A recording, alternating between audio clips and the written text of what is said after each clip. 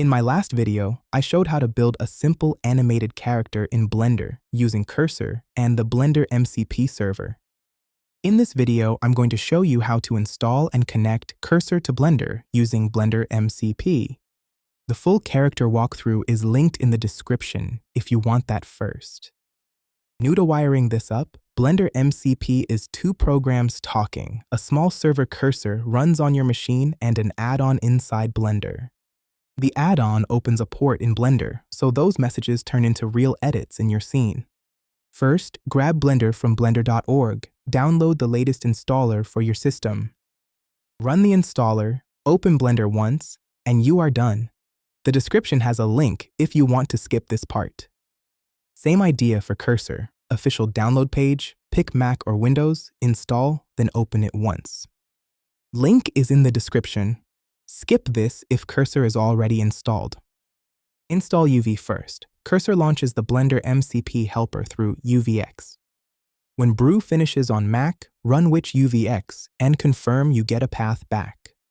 On Windows, use Astral's UV PowerShell installer, then run where .exe UVX details are in the description. Back in Cursor, open Settings from the menu. Scroll the left sidebar until you see Tools and MCP. Click it. That is where MCP servers are listed. If that row never appears, update Cursor, then try again. We skip the noisy tools list and jump straight to mcp.json under home/.cursor.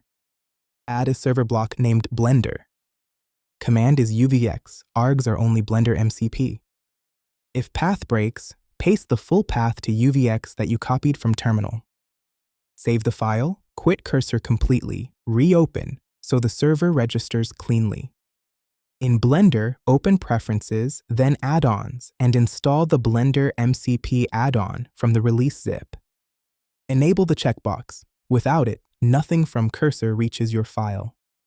In the viewport, press N, open the Blender MCP tab, hit Connect. I left the port at 9876. Then, in Cursor, open Agent, ask for a small mesh tweak, approve the tool call, and watch Blender update. If something fails, check Cursor's output panel, then MCP logs. Thanks for watching.